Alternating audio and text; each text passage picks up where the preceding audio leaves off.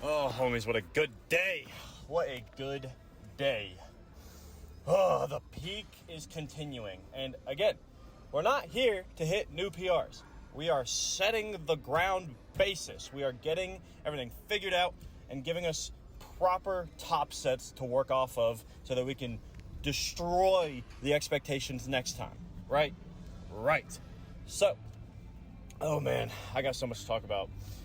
I originally had the idea for because today's clean and jerk accessory with heavy back squat, and I was like, okay, well, I guess I can just do like a hang variation of the clean, something I don't do too often.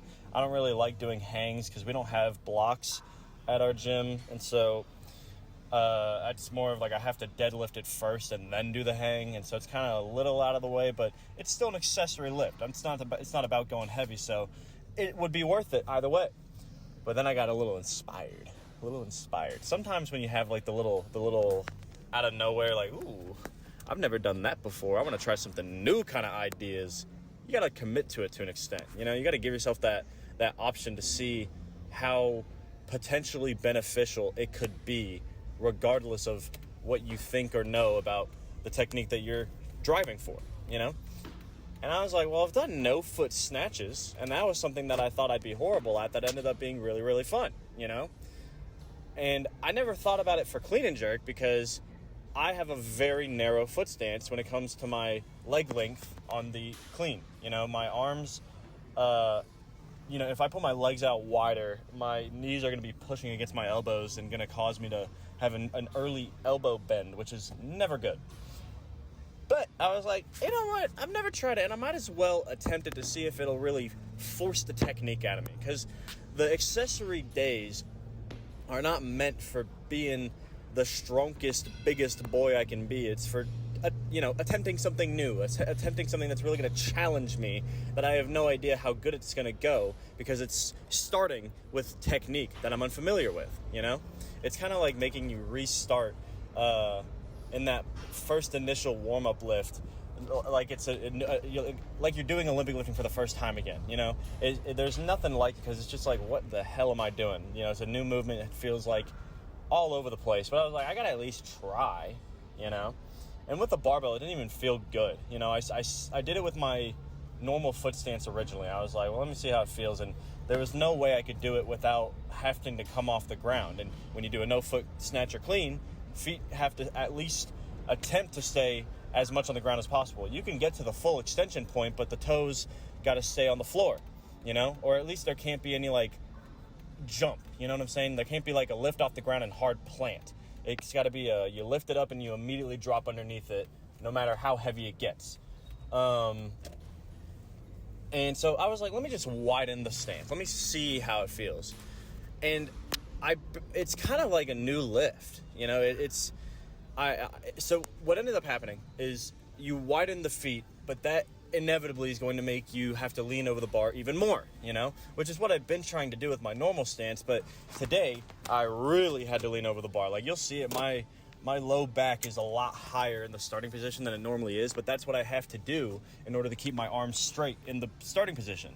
And so I inadvertently made my accessory a low back technique focused day, where I could just really hammer down how hard I pull and whip underneath it without letting my form falter. Because the big thing with clean and jerk and snatch is that if you can't hold your core, your low back tight enough while you're on the way up through that first and second pull, and your low back and butt goes up first, and then you have to match it with your shoulders, you're not going to have an even pull. It's not going to land right where you need it to over your spine. And this really challenged that to the best extent, let me tell you.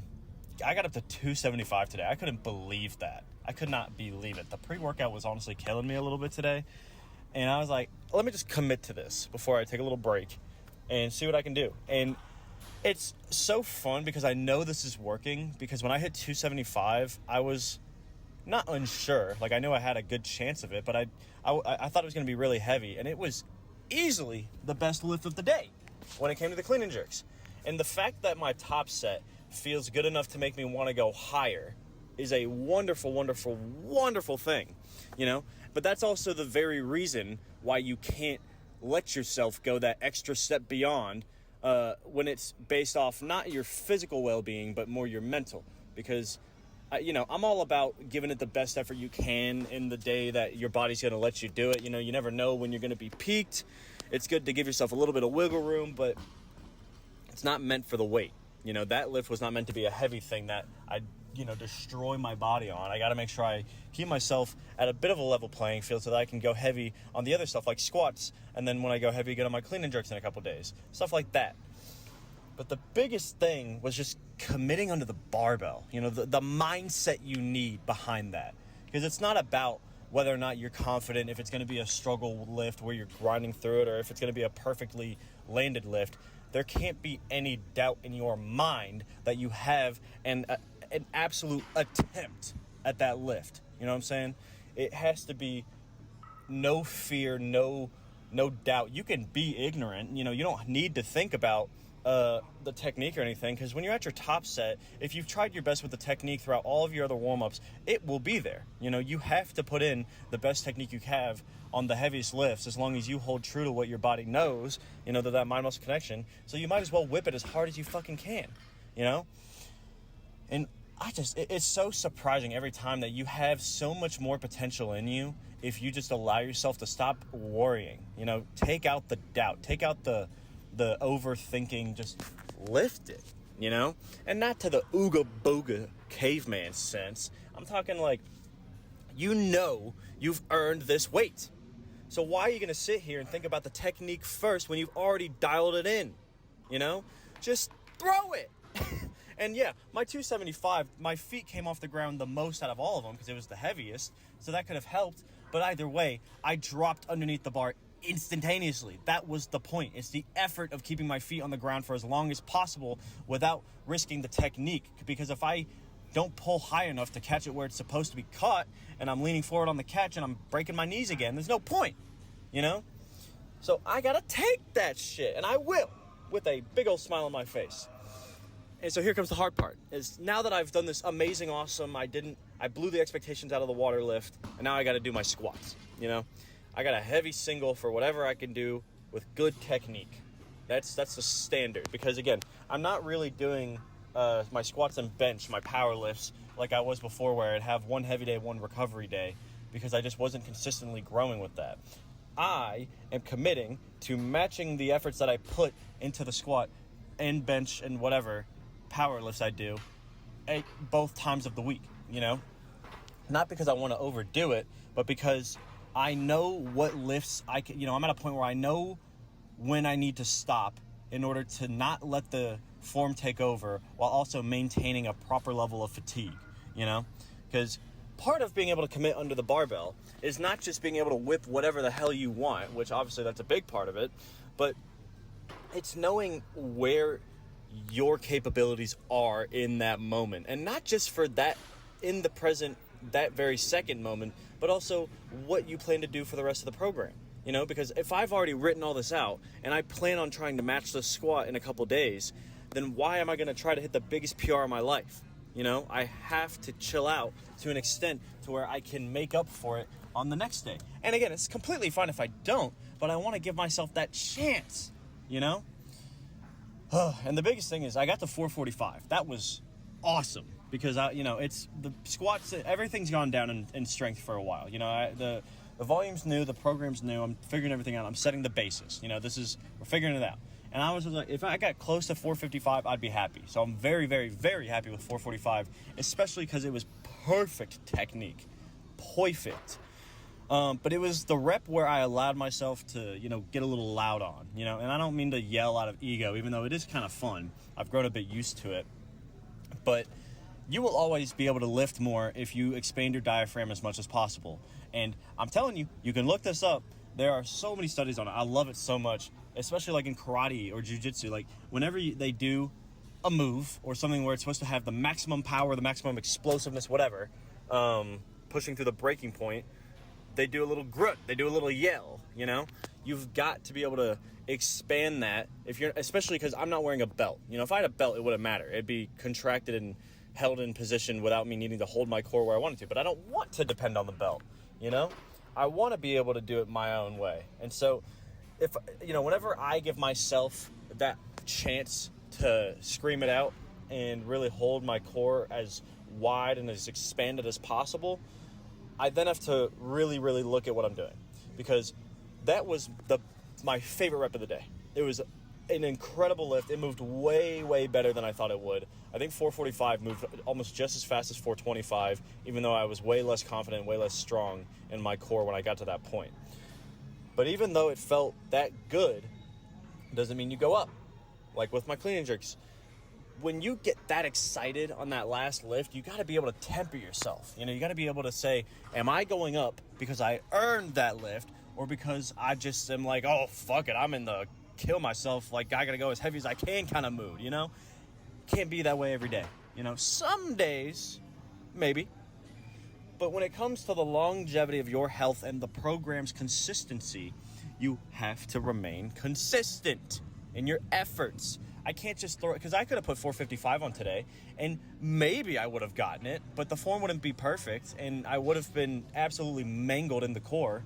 And so I wouldn't be able to bench that well tomorrow or snatch. And then the rest of the week's fatigue would have been messed up, especially trying to do the same amount of weight on squat in like the next 4 days. I'm not going to be able to do 455 twice this week. I know that. So commit as hard as you can to the weights that you've earned for yourself, That's why I kind of let my yell come out on the 445. Even though I really, really wanted 455 and I was open to giving myself that chance, the way that the weights were moving, 405 moved slow enough to where I knew that I needed to put 425 on first. If it were a better day where I felt a lot more confident in my core on the setup, or just driving out of the bottom in general, I would have jumped straight to 435. But that just wasn't how it was today. I'm resetting what I know as my standard. And it's gonna be an uphill battle, but either way, I'm going to continue up that hill. I don't want to go up and then drop down 3 pegs just to go back up and drop the same amount of distance back again. You've got to climb at a consistent rate, man. And yes, you need to be able to have the mindset to jump under the barbell as hard as you can, because let me tell you, I'm sure you'll see it. The little bit of slowness I had at the end of 445, I did not bomb through that rep. I took my fucking time. And that's how it should be. You will have the most consistent and strong core and technique if you can hold it steady through the entire lift. However, it is going to take a little bit more strength out of you. So you might not be able to go as heavy as you want. But you've got to sacrifice where you want your standards and principles to lie. The technique is first. The core is first. Strength will come after. Strength will come at its own pace, as long as I give my body the chance to earn it. And the fact that I feel this good, this less amount of fatigue on a peak week is a great thing. Because a lot of times, especially in this past year that I've been recovering, and I'm finally at this point where I can just kind of get back to the heavy stuff again and do a genuine strength training program, I normally will have a really good first day and then be fully fatigued for the rest of them because I go too hard. I am consistently feeling good on a peak week. That's something to run home crying, screaming, bragging about, So I'm gonna. Physically? Oh, brother, it was too good today. Ah, man. 9.45 for sure. Because the clean and jerks blew out of the water. I definitely had more in me, but I didn't want to overdo it on a day where I had no idea where the standard was yet. So got that set up. And I needed to make sure I had enough left for squats. If I went up to 295 on that shit, squats would not have moved. I'm telling you right now. Otherwise, the squats were not perfect by any means. I have a tendency to slow down after I hit 3 plates, because the transition of going from just above 90 degrees to the ass to grass position will take a lot out of your core. And if you're not speedy through that process and more so consistent in the way that you hold it, it's not going to drive up the same. And I was having some pretty weak bottom positions from 315 to 365, but then I started really picking it up. So I'm very, very happy for that. Brought it back, did the absolute best I could, and I know that without a doubt. And we're going to just see what happens. Who knows? Maybe leaving this little bit of wiggle room is going to make me be able to do 455 in a couple days. Who knows? I'm not going to force it. If it's there, we'll try it. If I can't even do 445, I'm not going to force it. That's what I've learned, Forcing yourself to maintain the exact same weights when your body can't do it is never worth it. So I'd rather just chill out, and then we'll try it again next program, you know? Mentally, I consistently great, 9.6 for sure. I got nothing to complain about. I feel so grateful that I've made such a rebound, and your guys' support has been insane. Honestly, it's nice to see more of you guys flooding in, shooting the shit with me. So I'm always going to do this for myself. These videos were started for the sake of getting myself out of FOMO, doing better with my mental, always being able to reflect on my day, no matter how seemingly insignificant, negative, or positive it was. There's always something that you can reflect on and positively work up to, create more goals every single day. You don't have to have one super long-term goal. You should have goals every single day. You might not hit them, and that's fine, but at least set yourself up for success. So I'll be back tomorrow. It'll be a accessory snatch day. I'm not sure what I'll do. I might do a power type lift, but I don't know. I'm not going to worry about it. And I'll be doing a heavy bench press single. See what happens there. 345 would be really cool. I'm not gonna expect anything, but that'd be pretty cool. You never know. My shoulders might be built different tomorrow, so we'll see what happens. Thanks for hanging out. Let me know how your lifts and lives have been going. I love hearing about it. And I will be back, as always. I love you guys. See you later. Bye.